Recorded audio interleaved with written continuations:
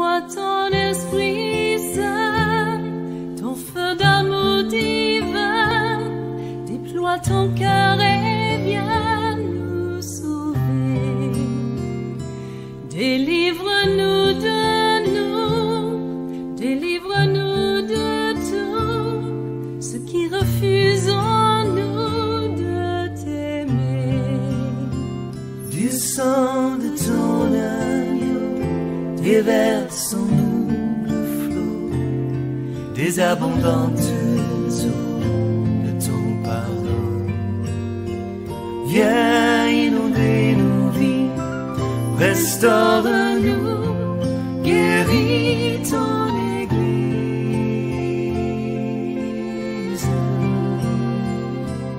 Alléluia. Alors nous voulons continuer notre message concernant l'Église. Nous sommes dans la première partie, n'est-ce pas, de notre message sur l'Église, le royaume de Dieu, sur, n'est-ce pas, les réalités de notre pays dans le réveil que le Seigneur attend afin d'acter, n'est-ce pas, son retour. Mais bien avant, nous aimerions honorer ici, honorer tous les serviteurs de Dieu qui nous ont précédés, n'est-ce pas, dans le ministère. Tous les serviteurs de Dieu qui ont travaillé avant nous, nous voulons leur dire, et également dire à notre génération et également à travers ce message que nous voulons apporter à ceux qui viendront, n'est-ce pas, car le Seigneur nous a dit que nous devons préparer une génération.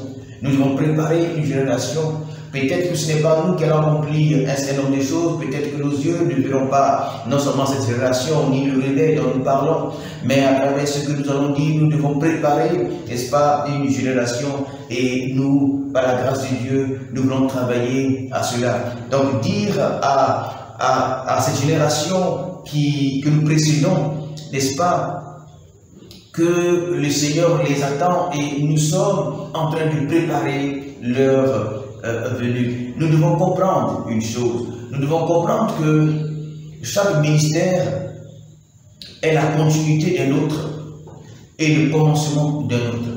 Alors nous, notre ministère, nous le croyons, n'est-ce pas, est la continuité d'un ministère peut-être que nous ne connaissons pas. Mais nous allons expliquer ces choses. Et nous savons que nous sommes le commencement d'un autre ministère, d'autres ministères qui viendront après nous. C'est comme ça que Dieu fait les choses. Alors, nous voulons dire à nos pères que si nous sommes là aujourd'hui, et que si nous savons ces choses-là, si le Seigneur nous a parlé, n'est-ce pas, aujourd'hui, je dirais de façon peut-être particulière, c'est parce qu'ils ont travaillé. Nous nous tenons sur leurs œuvres. Nous nous tenons sur leurs œuvres. C'est comme ça l'Église. Et nous honorons ces personnes-là. Nous les clinons devant les œuvres qu'ils ont faites, les œuvres qu'ils ont laissées. Il a fallu qu'eux, ils soient là. Il a fallu qu'eux, ils nous précèdent. Nous sommes conscients de ça. Et nous sommes reconnaissants pour nos dévanciers dans le ministère, tous nos dévanciers dans le ministère, pas n'importe quel ministère, dans ceux qui sont dans les différentes fédérations. Nous parlons de ceux qui ne parlons pas de ceux qui sont en dehors des fédérations. Nous parlons de ceux qui sont, nous reconnaissons ceux qui sont dans notre fédération et nous sommes des différentes fédérations. Pourquoi? Parce que les fédérations ont une base et ils ont la base évangélique, pentecôtiste et évangélique. Et donc c'est sur cette base-là que nous nous accordons. C'est vrai que nous avons maintenant nos règles individuelles qui ne sauvent personne. Nos règles individuelles qui ne nous rapportent pas forcément de Dieu que les autres. Mais au moins nous avons, n'est-ce pas, le même fondement. Le même fondement. Et c'est ce fondement qui caractérise, n'est-ce pas, l'Église de Dieu. Mais maintenant, il est important que nous puissions aller au-delà, n'est-ce pas, de nos doctrines, pour travailler, pour regarder au bien-être de l'Église. De la même manière que chaque pasteur se soucie de sa communauté et de son ministère, pour que ce soit joli aujourd'hui, ton ministère, n'est-ce pas, n'est pas l'épouse de Jésus-Christ. Ton ministère peut être joli, et très même joli, rempli d'or, de pavés, etc., de marbre, etc. Mais l'église dans laquelle ton ministère s'inscrit là peut être très sale. L'épouse de Jésus-Christ peut être très sale. Comme vous voyez, comme une folle même. Ton ministère dedans peut être joli, mais l'église de Dieu peut être délaissée, totalement délaissée. Vous voyez, et c'est pourquoi nous devons travailler à l'église. Nous bénissons le Seigneur pour la vie, n'est-ce pas, de nos démons, comme nous disons. Nous tenons, n'est-ce pas, en respect devant eux. Nous tenons sur leurs œuvres, et c'est sur leurs œuvres que nous allons bâtir, bien entendu, c'est sur leurs œuvres que nous allons, n'est-ce pas, parler. Nous nous souvenons que Dieu nous a appelés en 2000, Dieu nous avait déjà dit un certain nombre de choses, mais le Seigneur nous a dit que ces choses-là, si vous les dites maintenant, les gens ne vous comprendront pas. Il faille que d'autres personnes viennent pour commencer, à qui on croit, n'est-ce pas, pour commencer à expliquer ces choses-là. Lorsque vous viendrez, n'est-ce pas, les gens comprendront mieux ce que vous allez dire. C'est pourquoi nous bénissons le Seigneur pour ceux qui nous ont précédés. Nous bénissons le Seigneur pour ceux qui nous ont précédés. Et permettez-nous de faire, n'est-ce pas, une courte parenthèse. Nous insistons dessus. Nous insistons sur l'œuvre de nos dévanciers. Nous insistons sur l'œuvre des pères parce qu'aujourd'hui, il y a certains prétentieux qui pensent que depuis que Dieu les a appelés, c'est maintenant l'église commence. C'est-à-dire qu'avant eux, il n'y avait pas l'église. Et maintenant le Seigneur s'est révélé à eux, c'est maintenant là que l'église commence. Et donc, tous ceux qu'ils ont trouvés dans le ministère sont dans l'erreur. Et c'est eux, ceux qui sont dans la vérité. C'est pourquoi nous voulons insister sur l'œuvre éternelle de l'Église dont nous allons parler. Et de dire que l'œuvre de Dieu, elle est éternelle. Alléluia. Même si nos ministères ne sont pas éternels, l'œuvre de Dieu est éternelle. Pourquoi? L'œuvre de Dieu est éternelle parce que les anges qui sont créés avant nous, ils servent Dieu. Donc ils font l'œuvre de Dieu. Et nous, Dieu nous a créés. Dieu a créé Adam. Adam, même si Adam devait faire chant que Adam devait faire, c'était l'œuvre de Dieu. Vous voyez? Nous sommes dans l'église. C'est vrai que l'église, comme nous disons, l'église que nous ne connaissons pas réellement, parce que l'apôtre Paul dit que le mystère de l'église, il est grand, et c'est de ça que nous voulons parler. Et c'est pourquoi nous avons dit à l'introduction que nous attardons trop sur nos ministères, car nos ministères ne sont que les moyens pour donner, n'est-ce pas, l'autorité à l'église, parce qu'un homme de Dieu, tu ne peux pas être l'église, c'est impossible. Tu ne peux pas avoir la force de l'église, tu ne peux pas avoir l'autorité de l'église. Les défis de l'église sont au-delà de l'église de l'homme de Dieu et du ministère de l'homme de Dieu. C'est ce que Dieu nous a dit. Bon, on va éprouver ça pour voir. Dieu nous dit que le ministère d'un homme de Dieu, la force, le pouvoir d'un homme de Dieu est limité par rapport à l'église. Et c'est pourquoi il dit, lorsqu'il fera son église, les portes des séjours des morts, c'est l'opposé de l'église, l'opposition à l'église ne pourra rien contre l'église. Il n'est pas dit ton ministère, il n'est pas dit toi. Tu peux avoir toute l'onction en tant qu'individu, tu peux rien devant l'église. L'église est l'autorité dans la nation. Ton ministère ne peut pas être l'autorité. Tu peux être puissant, c'est vrai. Les anges peuvent te parler, c'est vrai. Mais tu ne peux pas remplacer l'église dans une nation, c'est impossible. L'église, c'est l'épouse de Dieu. Ton église, ce n'est pas l'épouse de Dieu. Ton église à toi ne peut pas être l'épouse de Dieu. Peut-être c'est l'ongle de l'épouse. Ça ne peut pas être l'épouse de Dieu.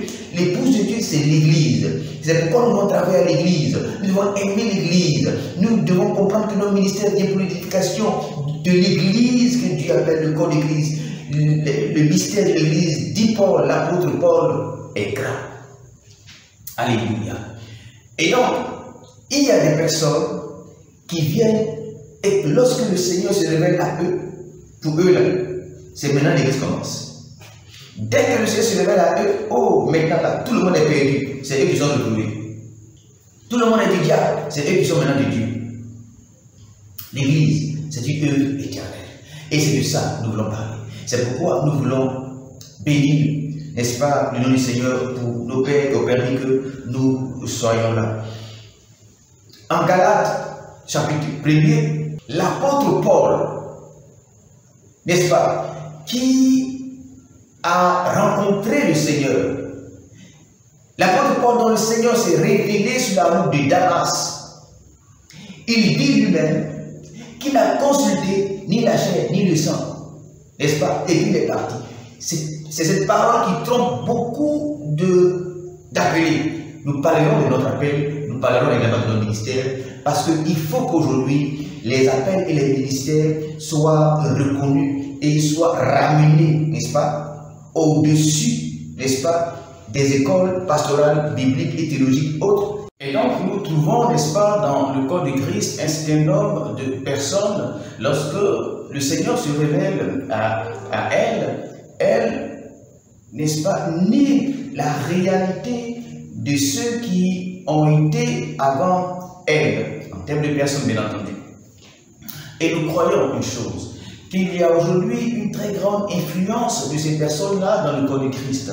Et nous croyons, n'est-ce pas, que ces erreurs ont commencé avec, n'est-ce pas, un serviteur de Dieu que je crois bien que tout le monde, ou presque, connaît dans l'église du nom de William Marion Branham, n'est-ce pas, qui, pour notre part, fut un très grand serviteur de Dieu, même avec la carrure qu'il avait, il a fait, comme bien entendu tout humain, il a fait des erreurs, mais bien malheureusement, ces erreurs sont devenues, n'est-ce pas, aujourd'hui des déviations.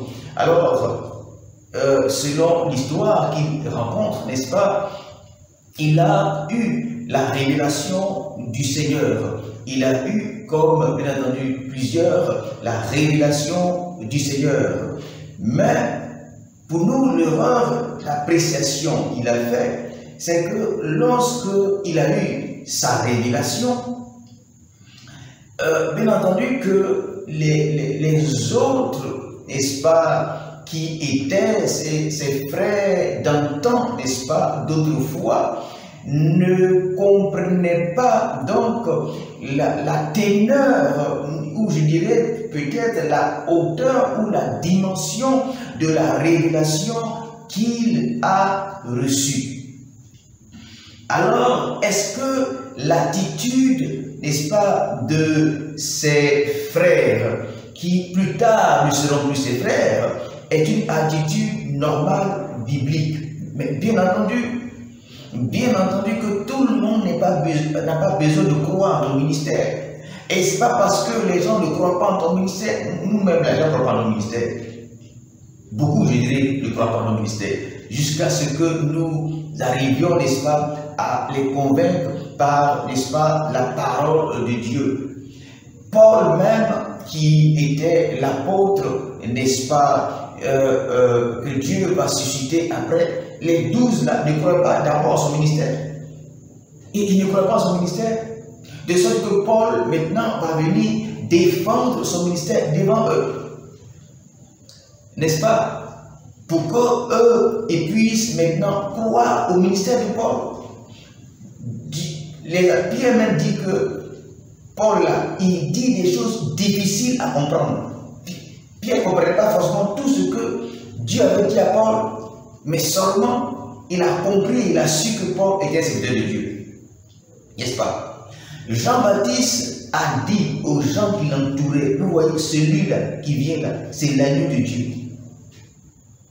Dieu a parlé, lui-même l'a entendu, tout le monde a entendu, le Père a parlé, il dit que celui-là, je mets sur lui toute mon affection de mon cœur, je mets ça sur lui. Tout le monde a entendu. Jean-Baptiste, à qui Dieu avait parlé auparavant, il a dit, tu vas voir un signe. Non seulement Jésus était son cousin, mais Dieu lui a dit que la personne là, pour qui tu travailles, tu le précèdes, puis tu prépares son ministère, il est plus grand que toi, tu n'es même pas digne de louer même et lasser ses chaussures, etc.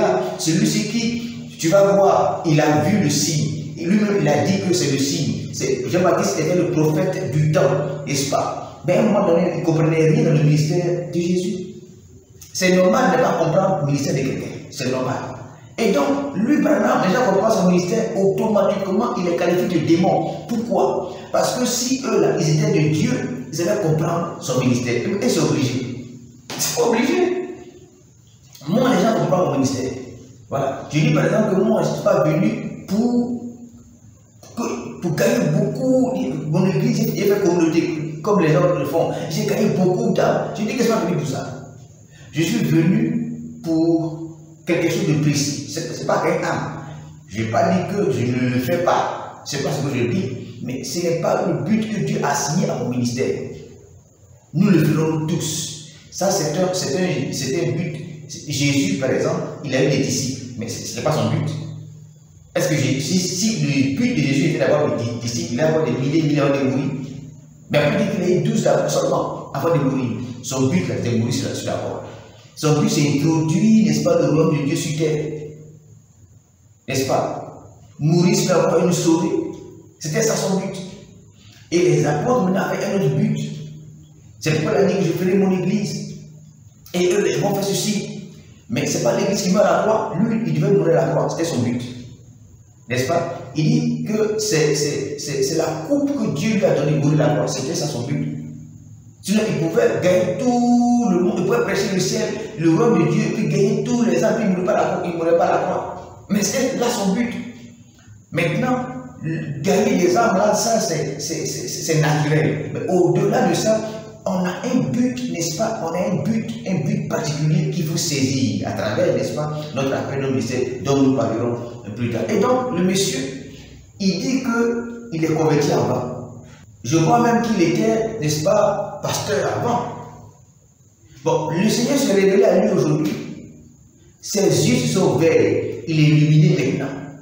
Et il regarde derrière lui tous ceux qu'il a connus avant, là, qui ne sont plus chrétiens. Ils sont devenus du diable. Pourquoi? Parce qu'il a une révélation qu'eux ne comprennent pas. Ils se sont obligés. Est-ce que ton ministère pour lequel Dieu t'a appelé là, c'est que tu comprends? Il faut faire ton ministère. Qui te comprenne? Qui ne te comprenne pas? Où ton problème? Donc il a commencé à appeler les autres là, les fils du diable. Pourquoi? Parce qu'ils ne le comprennent pas. Or, eux, comme les apôtres, ils ont dit, ah, on sait que Dieu est avec lui, mais ce qu'il dit là, c'est beaucoup de choses qu'il dit là, c'est compliqué. Hein? Et puis, beaucoup doutaient. Lui, il les a classés en même temps. Vous voyez? Et aujourd'hui, ils sont devenus les erreurs que le monsieur, nous parlerons certainement, si nous avons l'occasion, des erreurs que le monsieur a fait. Il a fait des erreurs qui sont, par exemple, il dit que l'église, il dit l'église dans le pas non.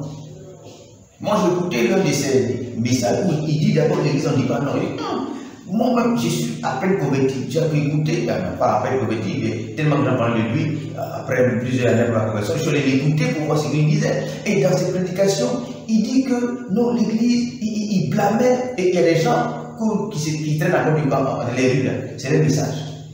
Il y a un groupe là, les gens de l'autre là, c'était le message. Et à côté là, c'était son message, il était brahmaniste, arrête. Mais les brahmanistes, il y a beaucoup de tendances, nous allons peut-être en parler rapidement. Il y a beaucoup de tendances. Il y a beaucoup de tendances. Il y a des gens qui sont brahmanistes, mais ils ne sont pas appelés brahmanistes. Mais ils sont des brahmanistes, parce que c'est la doctrine brahmaniste. Dans la doctrine brahmaniste, il y avait le fait que d'abord, ils n'ont pas nom. Non, ils s'appellent l'église. Voilà, ils n'ont pas nom. Ça, c'est le Branham. Ça, c'est quand tu es 2, 3, 4, ça marche. Mais quand tu commences à drainer des centaines de personnes, ça ne marche plus. Il y a des réalités, n'est-ce pas, civiles, politiques. Et là, elle n'a pas compris. Même quand elle a commencé, il a commencé à avoir des tabernacles ministres, son nom, mais avant, il n'y a pas un nom. Aujourd'hui, il y a un nom. Pour lui, c'est une doctrine. Tous ceux qui avaient un nom étaient du diable. Voilà, selon sa révélation. Tous ceux qui avaient un ministère où il y avait un nom étaient du diable. Lorsque cela a coincé, il a mis maintenant nom à son ministère, lui, il est plus du diable. Maintenant, c'est lui maintenant. Vous voyez. Ensuite, ils ont, eux, pour les reconnaître, c'est ça, ils ont un message. Voilà. C'est-à-dire, lui, là, si ce n'est pas lui que tu écoutes, tu es perdu. Voilà, c'est le message. Je donne la même chose. Kakou Philippe, c'est la même chose. Kakou Philippe, également, il est de base, branamiste. Ils ont beaucoup de tendances. Il y a d'autres, n'est-ce pas, qui gardent leur branamisme, d'autres renient leur branamisme. Vous voyez? Mais en fait, ce n'est pas branamiste. Tout ce qu'il dit, c'est la doctrine du Branham. C'est la doctrine du Branham. Il dit donc, quand lui il est venu, Branham il est venu, il regarde lui, des siècles après lui, deux gens ont travaillé, lui, la nuit dans sa tête, la nuit, ça tout. Il dit après les apôtres, là, c'est lui. Voilà. Il dit après les apôtres, c'est lui. Et il y a beaucoup de tendances comme ça qui disent qu'après les apôtres, là, c'est la suite de la mystique. Vous voyez, ils ont un message, c'est eux qui prêchent, c'est eux, leur prédication là, ils sont seuls, c'est-à-dire que eux là, ils disent qu'avant qu'eux ils étaient là, tout ce qui était là, c'était pas église, c'était du diable. Et donc il a fallu que les AE puissent rencontrer les AE femmes, pour qu'ils puissent l'enseigner, et que les AE puissent avoir l'autre AE qui va les l'enseigner. Tout ça là, Dieu les dort, Dieu l'attend lui, n'est-ce pas? Et jusqu'à voir son grand-père, son grand-père va chercher sa grand-mère, va grandir, chercher sa grand-mère, ensuite sa grand-mère, et maintenant il va appuyer son papa, et au fur et à mesure, donc tout ça, il y a silence dans le ciel, on attend, lui seul on attend, jusqu'à lui va naître. Il fait 4 pattes, il n'y a pas encore de salut sur la terre, la terre est noire, nous sommes dans les ténèbres, Dieu l'attend, lui. Maintenant, quand le victoire prêche là, c'est maintenant dans la lumière du monde et nous. Ils sont prêts comme ça. Je leur dis c'est lui. Quand vous lui dites c'est lui, si tu l'attends pas, il faut le demander bien. Si ça dit qu'il faut avoir la Bible, vivre la sanctification, vivre ce que la Bible vit, si tout lui là, ce qu'il lui dit au début, si ça dit que la Bible ne sauve plus en fait, Jésus-Christ ne sauve plus en fait, c'est eux qui sauvent désormais. C'est-à-dire si lui là, il n'a pas dit, ça c'est Branham qui a dit ça. Ce sont les enseignements de Branham. Vous voyez. Et donc nous voulons dire, l'œuvre de Dieu a commencé, dans laquelle nous sommes, bien entendu, a commencé avec Christ, les apôtres. Et il y a eu encore des apôtres après Christ, des serviteurs de Dieu après Christ jusqu'à nous, aujourd'hui. C'est pourquoi nous allons aller de la Bible pour parler de ces choses-là.